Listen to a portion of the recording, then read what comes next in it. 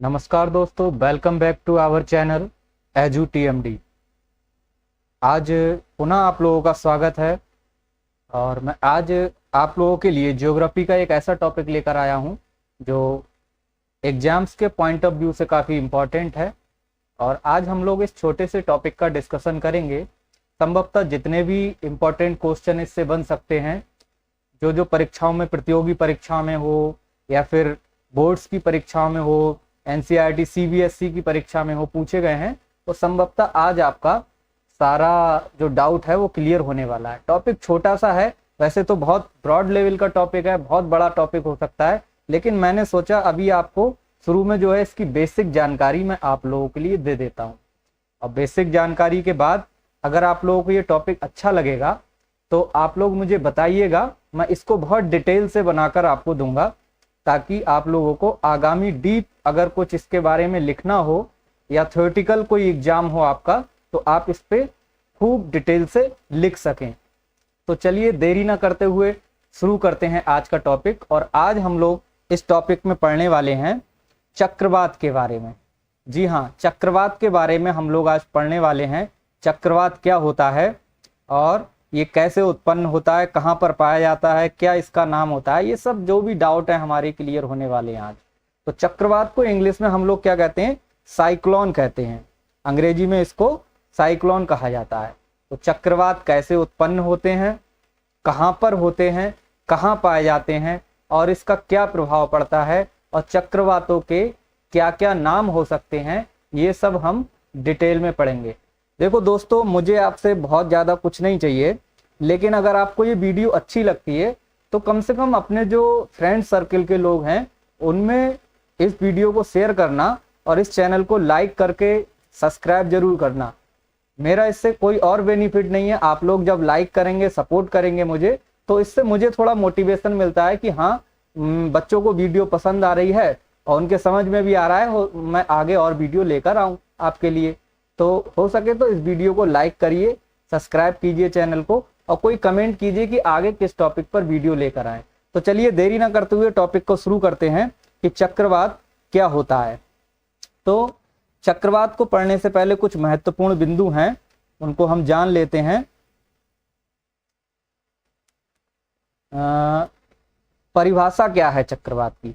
तो चक्रवात की परिभाषा देखिए, आपको स्क्रीन पर लिखी हुई दिख रही होगी कि वायुमंडल में मिलने वाले महत्वपूर्ण पवन विक्षोभ को चक्रवात की संज्ञा दी गई है। वायुमंडल में मिलने वाले महत्वपूर्ण पवन विक्षोभ को चक्रवात की संज्ञा दी गई है। अब कुछ बच्चों के तो समझ में ही नहीं आ रहा होगा, ये कौन सी भाषा बोल रहे हैं, कितनी कठिन भाषा बोल रहे हैं, क्या है ये। तो देखिए ऐसे समझिए, चक्रवात कुछ नहीं होता है, ये जो हवा होती है, एयर जिसे हम कहते हैं, हवा का ही एक प्रकार है। अगर देखिए इंग्लिश में इसकी डेफिनेशन हम लोग पढ़ेंगे तो हो सकता है संभवतः ये हम लोगों को थोड़ा सा ठीक समझ में आए, बहुत इजीली समझ में आ जाए। तो क्या है? Important winds disturbance found in the atmosphere are called cyclones. मतलब विंड का जो डिस्टरबेंस होता है, विंड का जो डिस्टरबेंस होता है और जो एटमॉस्फेयर में पाया जाता है, उसको हम क्या कहते हैं? चक्रवात कहते हैं। इंपॉर्टेंट विंड डिस्टरबेंस, हवा ही है ये, और कुछ नहीं है, बस हवा का चलने का प्रकार थोड़ा सा बदल गया है। एक तो हवा पूरब से पश्चिम की ओर चलती है, पश्चिम से पूरब की ओर चलती है। कभी कभी आपको लगता होगा हवा इधर जा रही है तो उसकी एक सामान्य गति होती है, थोड़ी तेज आ जाती है तो उसे हम आंधी या तूफान कह देते हैं। ऐसे ही हवा का ही एक बदला हुआ स्वरूप है ये चक्रवात, और कुछ नहीं है। बदला हुआ स्वरूप क्या है वो हम लोग आगे देखते हैं। तो हम लोगों को याद क्या रखना है? वायुमंडल में मिलने वाले महत्वपूर्ण पवन विक्षोभ। महत्वपूर्ण पवन विक्षोभ मतलब पवन के ही चलने के बहुत सारे प्रकार, अलग अलग प्रकार को ही, मतलब एक तरह से बिगड़ा हुआ रूप है ये हवा चलने का। एक तरह से कह सकते हैं कि ये बिगड़ा हुआ रूप है, मतलब एक सेम पर्टिकुलर लाइन में या जनरली हवा चल नहीं रही है, किसी दूसरे टाइप से हवा चल रही है, तो उसको हम क्या कह रहे हैं? चक्रवात कह रहे हैं। तो देखते हैं आगे चक्रवात के क्या क्या महत्वपूर्ण बिंदु होते हैं और ये कैसे उत्पन्न होते हैं। तो महत्वपूर्ण बिंदु इसके ये हैं कि ये निम्न वायु दाब के क्षेत्र में होते हैं। चक्रवात हमेशा कहाँ होगा? चक्रवात जहां पर वायु दाब कम होगा। देखिए होता क्या है, जब गर्मी पड़ती है बहुत ज्यादा, मान लो ये आपका क्षेत्र है, ये आपका एरिया है, और यहाँ पे इस एरिया में बहुत ज्यादा गर्म है। क्या है? बहुत ज्यादा गर्म है ये एरिया। और गर्म होने के साथ साथ इसके जो चारों तरफ का एरिया है वो थोड़ा सा ठंडा हो या कैसा भी हो। तो जब एरिया गर्म हो जाता है तो यहाँ पर क्या होता है? वायु दाब कम हो जाता है। एरिया गर्म होने से क्या होता है? वायु दाब कम हो जाता है। तो जब वायु दाब कम हो जाता है तो वहां पर क्या उत्पन्न होता है? ये निम्न वायु दाब के क्षेत्रों में ही पाए जाते हैं। क्या पाए जाते हैं? साइक्लोन यानी चक्रवात जो हैं वो वहीं पर मिलेंगे आपको ज्यादातर जहां पर वायु दाब क्या होगा? लो होगा। वायु का एयर का प्रेशर जो है लो होगा, वहां पर ये चक्रवात उत्पन्न होते हैं। इनके चारों ओर क्या होता है? संकेंद्रीय समवायु रेखाएं पाई जाती हैं। अब देखिए इसको एक फिगर बनाकर समझते हैं तो हो सकता है आप लोगों के ज्यादा समझ में अच्छा है। पहले देख लेते हैं ये एक दो बिंदु और क्या है। अंदर से बाहर की ओर जाने पर वायु दाब बढ़ता है। देखिए मान लीजिए ये कोई एरिया है और यहाँ पर ये कोई एरिया है, यहाँ पर क्या है? यहाँ पर वायु दाब बहुत कम है, निम्न वायु दाब है। गर्मी के कारण यहाँ निम्न वायु दाब उत्पन्न हो गया। अब वायु दाब निम्न उत्पन्न हो गया और बाहर का वायु दाब ज्यादा है, तो यहाँ पर क्या होगा? एक चक्रवात की स्थिति उत्पन्न हो जाएगी। चक्रवात क्या होगा? मतलब यहाँ पर एक मिनट, यहाँ पर चक्रवात की स्थिति उत्पन्न हो जाएगी। और मान लो ये एरिया है, यहां पर क्या है? वायु दाब कम है, वायु दाब लो है, लो वायु दाब है अगर, तो यहां पर लो वायु दाब होगा और बाहर का वायु का दाब ज्यादा होगा, तो बाहर की वायु इधर आएगी। ठीक है? होता क्या है? हमेशा लो से हाई से लो की तरफ जाती है। वायु दाब का क्या रहता है? लो से मतलब high to low, high to low रहता है वायु दाब। तो इधर वायु दाब अधिक है और इधर वायु दाब कम है, तो वायु दाब किधर जाएगा? इधर की ओर हवाएं बहेंगी। ऐसे ही ऊपर से इधर की ओर हवाएं आएंगी, ऐसे ही इस साइड से अंदर की ओर हवाएं जाएंगी। क्यों जा रही हैं अंदर की ओर? क्योंकि अंदर का वायु दाब कैसा है? अंदर का वायु दाब लो है, इसलिए ये सब चीजें अंदर की ओर जा रही हैं। और ऐसे ही इस साइड से भी अंदर की ओर वायु दाब जाएंगे। जब ये स्थिति उत्पन्न होगी, इस स्थिति को उत्पन्न होने के बाद क्या होगा? यहाँ पर वायु जो है अंदर की ओर ऐसे करके घूमने लगेगी और यहाँ पर क्या उत्पन्न हो जाएगा? एक चक्रवात, बहुत तेजी से वायु घूमने लगेगी। और घूमते घूमते जो वायु घूमने की जो डिस्टरबेंस हो गया, मैंने जैसा कि परिभाषा में आप लोगों को बताया था कि डिस्टरबेंस वायु है, ये विंड डिस्टरबेंस होता है और कुछ नहीं होता है। तो ये वायु दाब जो है या तो क्लॉकवाइज घूमेगा या एंटी क्लॉकवाइज। वो मैं भी आपको बताऊंगा कि क्लॉकवाइज कब घूमता है और एंटी क्लॉकवाइज कब घूमता है। तो ये जो वायु घूमने की जो दिशा है, ये बहुत सारे अपने अंदर धूल के कण वगैरह सब लेके बहुत स्पीड से 32 से 40 48 किलोमीटर प्रति घंटा की रफ्तार से भी ये आगे बढ़ता है चक्रवात।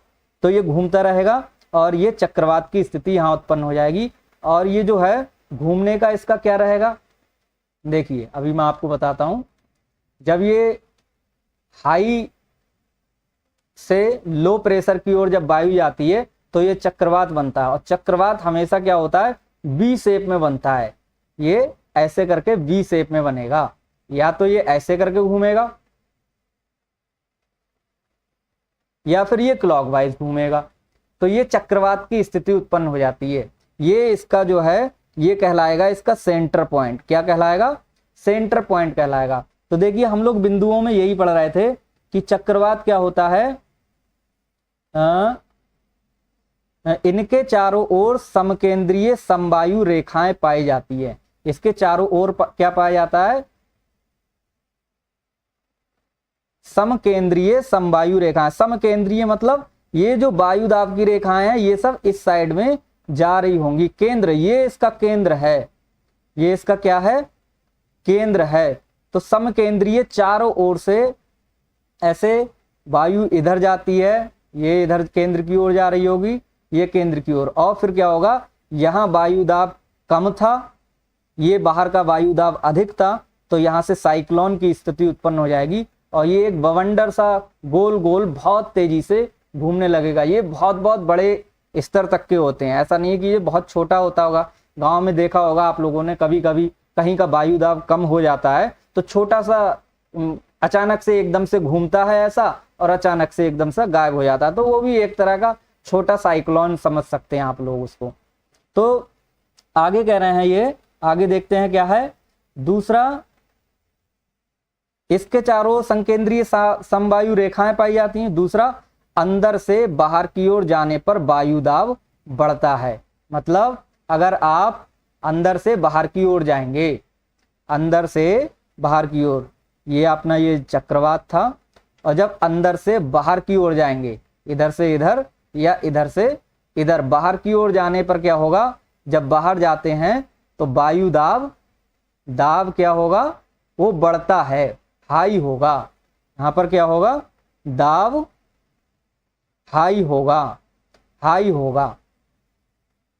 तो अंदर से बाहर की ओर जाते हैं तो दाब क्या होता है, दाब बढ़ता है। अगला पॉइंट कह रहे हैं कि परिधि से केंद्र की ओर तीव्र गति से पवन का संचार होता है। परिधि से केंद्र की ओर, ये जो हमारी परिधि है, परिधि से और ये केंद्र की ओर, ये केंद्र, ये ऐसे करके केंद्र है, ये केंद्र की ओर तीव्र गति से क्या होगा, वायु संचार होगा। वायु का संचार, वायु का संचार होगा तीव्र गति से। कहां से होगा, ये जो गोल है इसकी परिधि से और केंद्र की ओर, ये केंद्र की ओर तीव्र गति से वायु का संचार होता है। तो ये साइक्लोन की कंडीशंस हैं। समझ में आ रहा होगा, मैं समझता हूं अच्छे से आप लोगों को। बहुत ज्यादा कठिन टॉपिक नहीं है, अगर ध्यान से समझा जाए तो इसमें कुछ भी नहीं है। चलिए आगे देखते हैं। आगे ये कह रहे हैं कि इसका आकार गोलाकार, अंडाकार अथवा अंग्रेजी के बी की तरह हो सकता है। तो देखिए इसका आकार कैसा हो सकता है, मैं आपको दिखा रहा हूं। ये अंग्रेजी के बी शेप में है।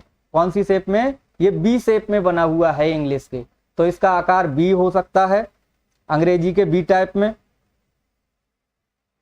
या फिर गोल भी हो सकता है बिल्कुल, या फिर थोड़ा ऐसा दीर्घवृत्ताकार या अंडाकार भी हो सकता है।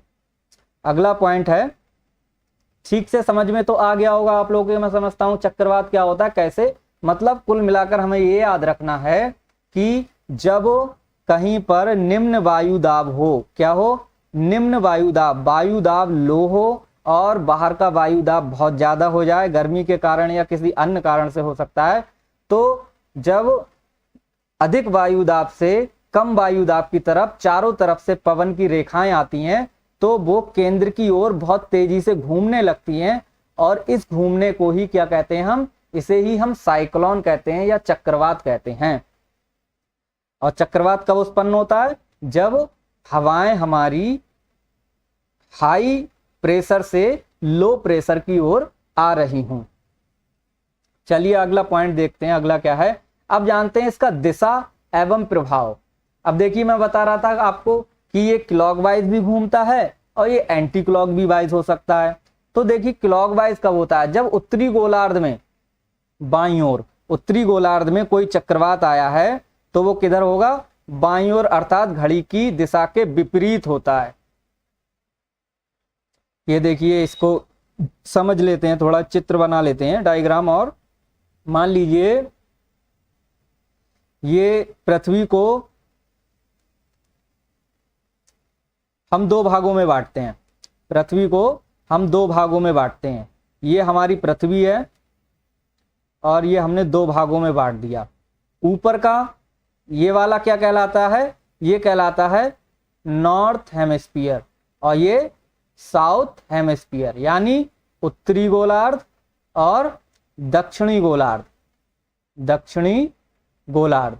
तो जब साइक्लोन ऊपर वाले हिस्से में, ऊपर के किसी देश में या समुद्र के किनारे या कहीं पर आता है उत्तरी गोलार्ध में, तो इसकी दिशा क्या रहती है, इसकी दिशा रहती है ये, मतलब एंटी क्लॉकवाइज इसकी दिशा रहती है।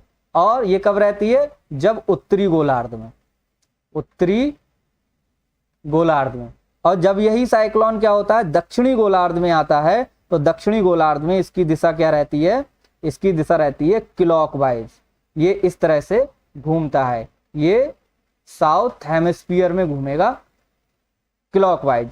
तो ये हमें दिशा याद रखनी है। जब किसी उत्तरी गोलार्ध के देश में अगर साइक्लोन आ रहा है तो हमें तुरंत समझ जाना चाहिए कि उसकी दिशा क्या होगी, एंटी क्लॉकवाइज होगी। और वही साइक्लोन अगर किसी दक्षिणी गोलार्ध वाले देश में आ रहा है तो उसकी दिशा क्या होगी, क्लॉकवाइज होगी। अब आपसे ये क्वेश्चन है, आप लोग कमेंट करके बताइएगा कि हमारे भारत में अगर कहीं कोई साइक्लोन आता है, बड़ा साइक्लोन, तो उसकी दिशा क्या होगी, क्लॉकवाइज होगी या एंटी क्लॉकवाइज होगी, ये आप लोग कमेंट करके मुझे बताएंगे। अब चलिए देख लेते हैं, हमने इसकी दिशा के बारे में समझ लिया, अब इसका प्रभाव क्या है। तो प्रभाव के बारे में बताया गया है कि जिस स्थान पर ये पहुंचता है, जहां पर भी ये पहुंचता है, वहां दो चीजों पर प्रभाव डालता है, एक तो बारिश पे और एक वहां के टेम्परेचर पे। तो बरसात और टेम्परेचर, बारिश और टेम्परेचर पर अचानक से ये परिवर्तन कर देता है।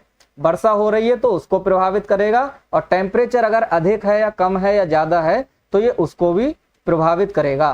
तो ये इसका प्रभाव होता है।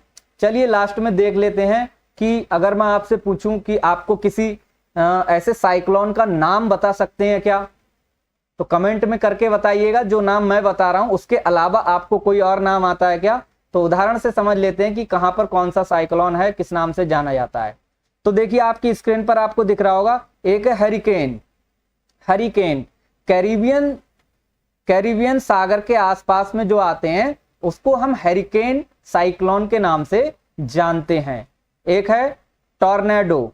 टॉर्नेडो ये सबसे बड़ा साइक्लोन है, इसका प्रभाव बहुत अधिक होता है और इसकी तीव्रता भी बहुत अधिक होती है। तो टॉर्नेडो का जो साइक्लोन है या चक्रवात है वो कहां पर आता है, दक्षिणी एवं पूर्वी संयुक्त राज्य America, United state of America में आता है, उसको टॉर्नाडो नाम से हम जानते हैं। टाइफून, टाइफून भी आप लोगों ने नाम सुन रखा होगा।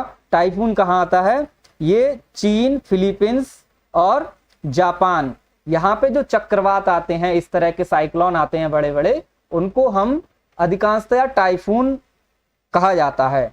और ऑस्ट्रेलिया और मेडागास्कर में जो तूफान या चक्रवात आते हैं, तूफान नहीं सॉरी, मेडागास्कर में और ऑस्ट्रेलिया के जो चक्रवात आते हैं वहां उसको क्या कहते हैं हम, बिली बिली। बिली बिली नाम का चक्रवात कहाँ आता है, ऑस्ट्रेलिया या मेडागास्कर। और हिंद महासागर में जो चक्रवात उत्पन्न होते हैं उन्हें हम क्या कहते हैं, उन्हें चक्रवात कहते हैं। इसका कोई नामकरण अभी तक नहीं किया गया है, तो चक्रवात कहते हैं। तो परीक्षा के दृष्टि से आप लोगों को ये नाम ध्यान में रहने चाहिए। बहुत बड़ा टॉपिक नहीं है, बहुत कठिन टॉपिक नहीं है। अगर बहुत आराम से इसको आप समझेंगे तो 1 नंबर 2 नंबर आपके इजीली बहुत आराम से कवर हो जाते हैं। और परीक्षा में देखो पूछा क्या जाता है, परीक्षा में यही पूछा जाता है कि कैरेबियन सागर में निम्न में से कौन सा साइक्लोन आता है, हरिकेन, टॉर्नेडो, टाइफून, बिली बिली या चक्रवात, ऐसे दे दिया जाएगा। तो आपको बताना होगा हरिकेन। तो ध्यान रखना है आपको, हरिकेन कहाँ पे पाया जाता है, कैरिबियन सागर। टॉर्नेडो जो कि सबसे तीव्र गति, ये भी पूछा जा सकता है कि सबसे तीव्र गति का साइक्लोन कौन सा है, तो टॉर्नेडो, जो कहाँ होता है, दक्षिणी एवं पूर्वी संयुक्त राज्य अमेरिका में। और टाइफून कहाँ होता है, चीन, फिलीपींस और जापान में। और बिली बिली कहाँ होता है, ऑस्ट्रेलिया और मेडागास्कर। और हिंद महासागर में चक्रवात इसको हम लोग कहते हैं। अगर हम बात करें टाइप्स ऑफ साइक्लोन कि चक्रवात कितने प्रकार के होते हैं, तो चक्रवातों को मुख्यतः हमने 2 प्रकार में बांटा हुआ है। वो कौन से 2 प्रकार हैं, एक तो शीतोष्ण कटिबंधीय क्षेत्रों में पाए जाने वाले हैं, टेम्परेट साइक्लोन जिसे बोलते हैं, और दूसरे हैं उष्ण कटिबंधीय क्षेत्रों में पाए जाने वाले यानी कि ट्रॉपिकल साइक्लोन। अब ये बहुत डिटेल है, आगे से इसको पढ़ेंगे तो आगे बहुत ज्यादा डिटेल में है, लेकिन मैं बहुत ज्यादा डिटेल में आप लोगों को बता नहीं रहा हूं। अगर आप लोगों को ये टॉपिक अच्छा लग रहा हो तो आप मुझे कमेंट करके बताइए कि सर ये शीतोष्ण कटिबंधीय और उष्ण कटिबंधीय जो साइक्लोन है इनके बारे में भी, इनके भी हमें प्रकार बता दिए, थोड़ी थोड़ी डिटेल हमें इनकी भी बता दिए। तो मैं आगे निश्चित रूप से आपके लिए ऐसी वीडियो लेकर आऊंगा। तो मैं समझता हूं आपको ये टॉपिक अच्छे से समझ में आ गया होगा, और अगर आपको ये टॉपिक समझ में आ गया हो तो वीडियो को लाइक कर दीजिए और कमेंट करके मुझे जरूर बताइएगा कि आपको ये वीडियो कैसी लगी, और अच्छी लगी तो इसमें कमेंट करिए, चैनल को सब्सक्राइब कीजिए और अपने मित्रों को, अपने दोस्तों को इसका लिंक भेज दीजिए ताकि उन लोगों को भी इसका फायदा मिल चुके। चलिए मिलते हैं नेक्स्ट वीडियो में, तब तक के लिए बाय।